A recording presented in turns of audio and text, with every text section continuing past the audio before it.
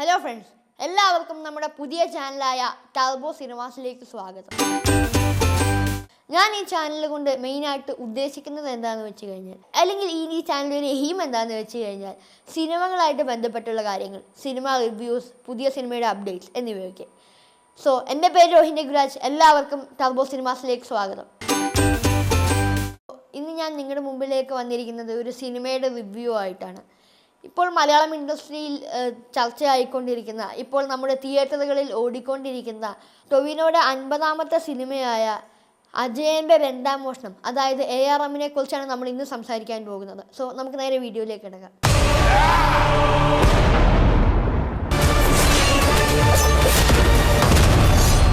എന്നാ പറ പോലീസിലെ കള്ളനാണോ പോലീസാണോ ആദ്യം ഉണ്ടായത്?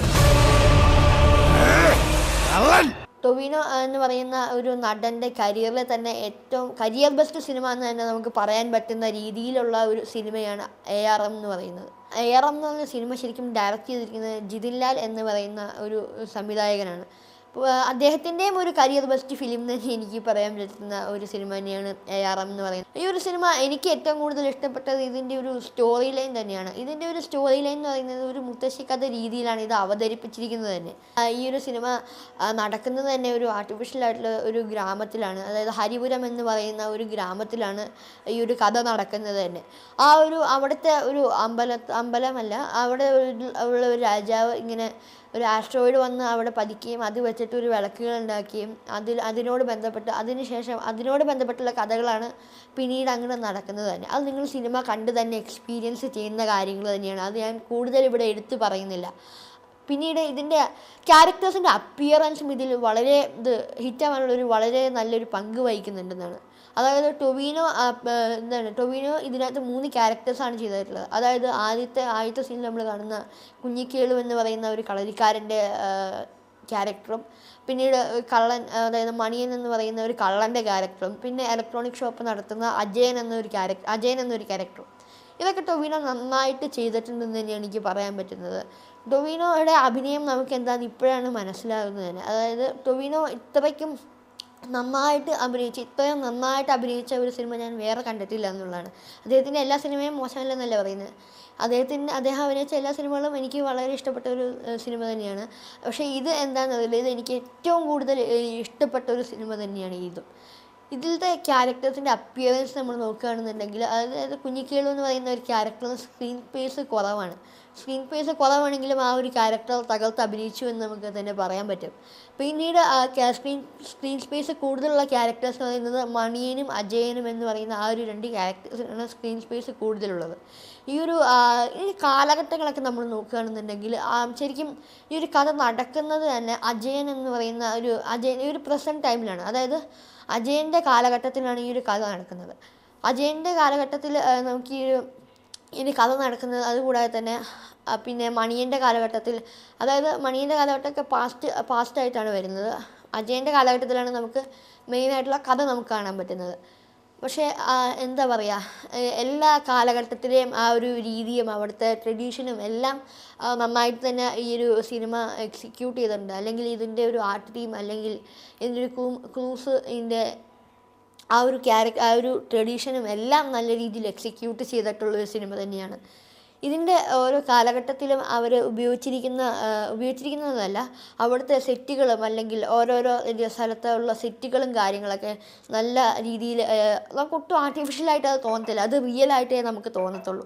അതുകൂടാതെ തന്നെ ഇതിൻ്റെ ഒരു VFX ടീമിന് എനിക്കെന്താ ഒരു ബിഗ് താങ്ക്സ് പറയാനുണ്ട്. അത് നമുക്ക് ബിഗ് താങ്ക്സ് അല്ല, ഒരു ഹാറ്റ്സ് ഓഫ് ആണ് ഈ പറയാനുള്ളത്. VFX ടീം നല്ല രീതിയിൽ പണിയെടുത്തിട്ടുണ്ട് ഈ ഒരു സിനിമയ്ക്ക് വേണ്ടിയിട്ട്. അവർ അത്രയും വർഷം പണിയെടുത്തതിൻ്റെ ഒരു റിസൾട്ടാണ് നമുക്ക് ആ ഒരു ബിഗ് സ്ക്രീനിൽ നമുക്ക് കാണാൻ പറ്റിയത്. ആ ഒരു സിനിമ കണ്ടപ്പോഴേക്കും എനിക്ക് ഏറ്റവും കൂടുതൽ എനിക്ക് ഇഷ്ടപ്പെട്ട ഒരു ക്യാരക്ടർ തന്നെയാണ് മണിയൻ എന്ന് പറയുന്ന ഒരു ക്യാരക്ടർ ആണ് എനിക്ക് ഏറ്റവും കൂടുതൽ അതിനകത്ത് ഇഷ്ടപ്പെട്ടത്. അല്ലാണ്ട് ബാക്കിയുള്ള ക്യാരക്ടേഴ്സ് മോശമാണെന്നല്ല, എൻ്റെ പേഴ്സണൽ അഭിപ്രായമാണത്. എനിക്ക് ഏറ്റവും കൂടുതൽ ഇഷ്ടപ്പെട്ടത് മണിയൻ എന്നൊരു ക്യാരക്ടർ തന്നെയാണ്. ആ ഒരു ക്യാരക്ടർ എന്താണ് ടൊവിനോ അഭിനയിച്ച് തകർത്തിട്ടുണ്ടെന്ന് തന്നെ പറയാൻ പറ്റുന്ന ഒരു ക്യാരക്ടർ തന്നെയാണ് മണിയൻ എന്നൊരു ക്യാരക്ടർ.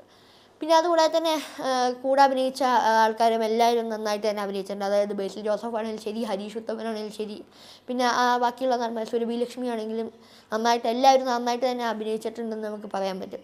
ഈ ഒരു സിനിമ നടക്കുന്നത് തന്നെ 3 കാലഘട്ടങ്ങളിലാണ്.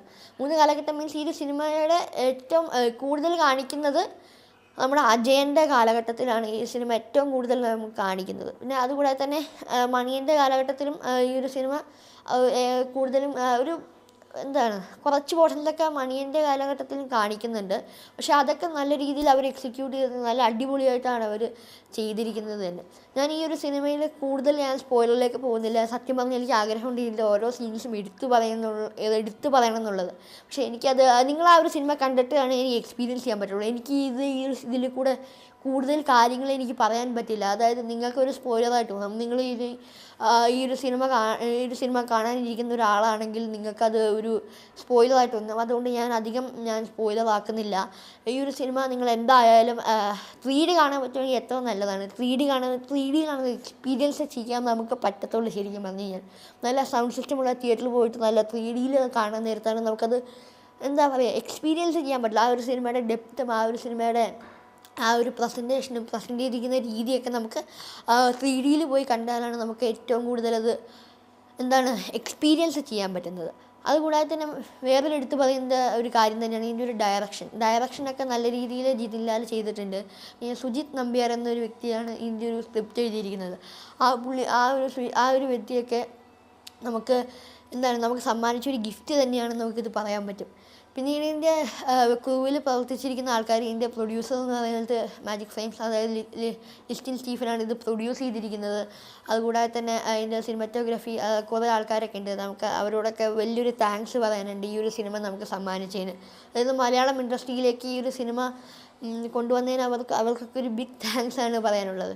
ഈ ഒരു സിനിമ എന്തായാലും നിങ്ങൾ തിയേറ്ററിൽ പോയി തന്നെ എക്സ്പീരിയൻസ് ചെയ്യേണ്ട ഒരു സിനിമയാണ്. 3D തന്നെ പറ്റുവാണെങ്കിൽ 3D തന്നെ പോയി നിങ്ങൾ എക്സ്പീരിയൻസ് ചെയ്യേണ്ട ഒരു സിനിമ തന്നെയാണ്. സോ ബാക്കി നിങ്ങൾ സിനിമ കണ്ട് തന്നെ എക്സ്പീരിയൻസ് ചെയ്യേണ്ട കാര്യങ്ങളാണ് അതൊക്കെ. ഞാൻ കൂടുതൽ ഇവിടെ പറഞ്ഞു കഴിഞ്ഞാൽ അത് ഭയങ്കര സ്പോയിലറായിട്ട് തന്നെ മാറുന്നതാണ്. സോ ഇത്രയൊക്കെയുള്ളൂ ഈ ഒരു കുഞ്ഞു വീഡിയോയിലൂടെ ഞാൻ പറയാൻ ഉദ്ദേശിച്ചിരിക്കുന്നത്. സോ നമ്മുടെ പുതിയ ചാനലായ ടർബോ സിനിമാസ് എല്ലാവർക്കും ആദ്യമായിട്ട് കൊണ്ടുവന്നിരിക്കുന്ന ഒരു ചെറിയൊരു റിവ്യൂ ആണ് ഞാൻ നിങ്ങളുടെ മുമ്പിലേക്ക് എത്തിച്ചിരിക്കുന്നത്. സോ അപ്പോൾ please like, share and subscribe. പിന്നെ നിങ്ങൾക്ക് കമൻറ്റ് ചെയ്യാവുന്നതാണ്, എന്ത് വേണമെങ്കിലും കമൻറ്റ് ചെയ്യാവുന്നതാണ്. നിങ്ങൾക്ക് ഇപ്പോൾ ഞാൻ പുതുതായിട്ട് ഇറങ്ങുന്ന സിനിമാസ് മാത്രം ഞാൻ റിവ്യൂ ചെയ്യുന്നില്ല. ഞാൻ പണ്ടത്തെ സിനിമാസ്, അതായത് പണ്ടത്തെ ക്ലാസിക് സിനിമാസൊക്കെ ഞാൻ റിവ്യൂ ചെയ്യുന്നതാണ്. അപ്പോൾ നിങ്ങൾക്ക് ഏതെങ്കിലും സിനിമാസ് റിവ്യൂ വേണമെങ്കിൽ നിങ്ങൾക്ക് താഴെ കമൻറ്റ് ചെയ്യാവുന്നതാണ്. So bye. എന്നാ പറ പോലീസിനെ, കള്ളനാണോ പോലീസാണോ ആദ്യം ഉണ്ടായത്?